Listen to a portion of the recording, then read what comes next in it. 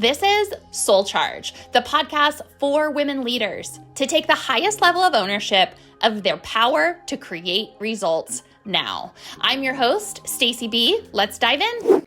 Welcome back to another SoulCharge episode. I am really looking forward to today's topic, and we'll be rolling out more tools for you all to really take what we talk about on these episodes and utilize the tools that I give you in the real world. As leaders, it's so important to not only spend the time listening to the episode and consuming, but actually taking the consumption into application. And that's something that I'm so passionate about, especially with SoulCharge, is that we're not just talking at you. We're not just talking at you. We're not just providing you things to consume, but that you're actually making change with the material. Part of why the harmonious leader is a topic of conversation here and the mystical and practical application is because theory is great to speak about, right? The big picture is great to talk about. That's what we love as visionary leaders. But it's bringing the mystical into the practical. It's taking this high-level conversation into how do we actually make change and actually affect what's happening. And so today's episode is all about triggers. And you can reference back to episode 4 on this podcast to listen to another episode on triggers, specifically triggers to transformation. But today we're going to take a little bit deeper approach into triggers because I was recently at an event that I was speaking at, and I was super fascinated by the topics of triggers and how often it was coming up in truly a room of leaders that are the most elite, the top 1% of the 1%, the top 0.5% of the 1%. And the amount of conversation that was had around triggers and how to navigate triggers really inspired me to put this episode together, because if they're having the conversation, you are thinking about this. You are experiencing triggers in your life, and how do you move through them? And so the way that I want to kick off this episode is to actually invite you to think about triggers differently. So a lot of talk on triggers out there is very much, and it was also a part of episode 4, you are experiencing my transformation in lifetime, my different opinions on things in lifetime, my evolution in lifetime by way of this episode. And so that's why we're going to go deeper on this today. But a lot of the conversation around triggers out there is that when we are triggered, it's this opportunity for us to graduate to that next level or see material within us that might be unresolved. And while I think that that's powerful and very true, what happens a lot with leaders is, yes, we'll call that stage 1, right, of a trigger and things externally happening that trigger us. And in the moment, it's hard to see what material is about us and what material is about the person that's causing the trigger. But what's really interesting for us as leaders is that because we are so powerful and opinionated and sometimes bossy, right? When we are processing a trigger, what happens is we sometimes can miss the trigger and go into domination. We go into really more of the ego self, if you will, instead of seeing the message that we're supposed to see. And so there's 2 aspects of the trigger that I want to dive into with you today so that you can start to really evaluate this and shift things in your life for good, right? It's all about dealing with the root, not the symptom. It's all about how do we work with what's actually going on versus dealing with the reaction. A lot of times the trigger happens and the material that's set off, or the ripple effect from the original trigger, is a distraction from what's actually going on. I'm going to say that again. When you are triggered, it very quickly morphs into something else, distracting you from the actual root or material that you need to focus on. So the next time that you get triggered, I want you to see, can you go into what actually happened versus the reaction or how you felt after the fact? Because that is sort of excess material or spin-off material. It's the reaction completed. What I'm interested in talking about with you is the actual trigger that is holding you back or that you are continuing to perpetuate into the world unknowingly. So there's two aspects of the trigger, right? There are these situations with your team, your family, anyone in the outer world that does something that brings about a reaction in you. And then as leaders, there's another form of a trigger going on. And that trigger is when you are not trusting, period. And what I mean by this is that if there are things going on, and I'm going to say it differently, when there are things going on in the process of creating what it is that you desire, there are going to be times where there is silence, where you don't get the response right away, where people are taking their time getting back to you or delivering things to you, and you start to make a story about what that means. You are essentially reactivating unnecessarily a trigger that may already been processed or may already be on its way out. Part of what you can expect on this podcast is highlighting these different topics and giving you these practical applications or reflection points so that you can go deeper with the work. And so there are these two cycles going. The triggers that happen when someone does something, and the triggers that happen when they don't do something, or you don't get the response that you want, or you are being invited to trust. So let's first dive into the triggers we're most familiar with, or to say it differently, the triggers we're most conscious of as leaders, which are other people getting under our skin or other people triggering what's left in us that has not been processed or hasn't been totally cleared. And so it's getting triggered again for you to resolve once and for all. So there's a couple of things that I want to bring your attention to.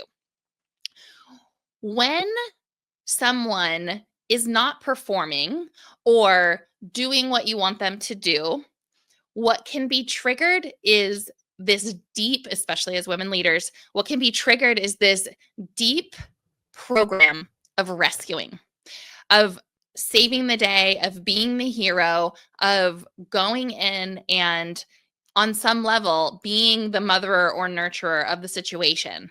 And I'm talking in generalities on this podcast today because the things that I'm saying, although they might be related to team or an example that I'm giving about you wanting to go and rescue or save someone, it's going to be enlightening to you so that you can start to take this in all areas of your life. So the first form of these triggers in our leadership is really triggering when we are starting to ascend into a next level. And so when you are up leveling and you are especially trying to redefine your roles, these triggers are going to get you most as it relates to making it happen, pushing forward to a result, proving yourself in some way, showing up or proving yourself to close a deal or show a client or make a point. Or it's going to show up in a way that has to do with boundaries and what you need support-wise to ascend your next level. And so those are the ways that it's going to show up for you in this chapter of your leadership as it relates to someone else. So the first thing that I want you to do is when it happens, can you see the actual trigger? Can you see that while it appears this team member is dropping the ball and you have to go in and save the day, can you see that on some level you are projecting that reality? In other words, this situation with this person not delivering for the client, I'm just giving this as an example, is actually triggering in you this fear of a loss or this scenario that you have to go in and save the day. Because the truth is that in the scenario where you are trying to up level, where you are trying to move things to the next level in your companies and lives, what's really going on is that you have to become someone different. And to become someone different, sometimes we have to be shown where in our lives we got to clean things up, right? Where we have to clean things up in the way we're behaving, in the way that we're reacting. And so, step one is to first see the trigger. Step two is to see how you're reacting. And step three is to see how you're projecting. So step one is see the trigger. Step two is how am I reacting to this? There's going to be really helpful information that you uncover in that question. And step three, how am I projecting? And so in this example, how am I projecting is projection is our deepest beliefs on a TV screen, right? And so projecting is really going in the example of trying to make something happen for a client and seeing your team member fail at that or drop the ball. Projecting looks like, oh, here's more evidence of the story that I have to go in and save the day for things to be done right. So you see how that's a projection. So that is phase one of the trigger. The other ways that triggers show up for us as leaders is when we are in the process of pursuing something that is our next level, or we are in the section of the creation process where we have to lean in and trust. That can be deeply triggering for us as leaders, because here is the truth is we like to make things happen. We like to push things forward, and we don't like to sit idle even for a day. And when you are in the midst of creating and expanding, there is a new level of you that's required, and there is a new level of trust that is required. You have to trust when you do not know. You have to trust that there is land beyond the forest and that isn't a waterfall. You have to lean into your intuition in an incredibly new way. And what can easily happen is when a little bit of space shows up, when you have a little white space on the calendar, what can happen is doubt can be triggered. And when doubt is triggered, what can happen next is your desire to make it mean something. And when that doubt is triggered, it's actually your opportunity to say no. This is not how it's going to happen. I am not allowing this story to play out. I am not allowing myself to make meaning of the situation. I trust myself explicitly, and this is my target. This is where I'm going, and I commit wholeheartedly to this next chapter and how it's going to go, and I will stop at nothing to follow through. And so the trigger really shows up in a way where there's uncertainty and we want to create certainty. And the way that we have learned how to do that is by telling stories and creating certainty out of the uncertainty. And sometimes we just need to pause and see that the reality is that we are uncomfortable in the pause. We are uncomfortable in the moments of quiet. And what is actually happening is your initiation into the leader that you are meant to be. And what is being required of you is that you trust at a new level, that you lean in at a new level. And for many of you, what's actually being required is the next level of connection with you and your creator that is required to realize this next level. And it's super fascinating when I talk with leaders and I hear their struggles and I hear where they get caught up. So often I can bring it back to there was discomfort in the pause. There was discomfort in the section where they needed to trust more. They needed to turn up the dial on their connection with themselves and their creator. Are you a woman leader that is looking for more fulfillment, freedom, and purpose? Are you a successful woman leader that has created massive external success, but feel that there is this next level of what you're supposed to do? If either of those describe you, join us for SoulCharge's pop-up event, a live 2-hour event called Liberation. It's hosted the last week of every month at our headquarters in Boise. It's a 2-hour event that will be more valuable than the last event that you paid for, and it is free. We're going to dive into a powerful framework that will leave you with a fresh perspective, a clear path forward, and the conviction that you've been missing. Click the link in the podcast show notes for more information and how to register. We look forward to seeing you there. And so, how do we do this? The answer to that question is simple, but it's really profound. And the reason that it's simple is that it really boils down to this decision to say that what you're doing, who you're being, and what you're here to do on this planet is too big, too important, too powerful, and too monumental with so much impact that you're not willing to get off track. And so when you get triggered, the magic is to decide that you're not willing to let that get you off course. When the trigger comes up and you so badly want to make a meaning out of it, see the truth. There was an example at a recent event that I was at, and I want to use this here because I think it will be really helpful.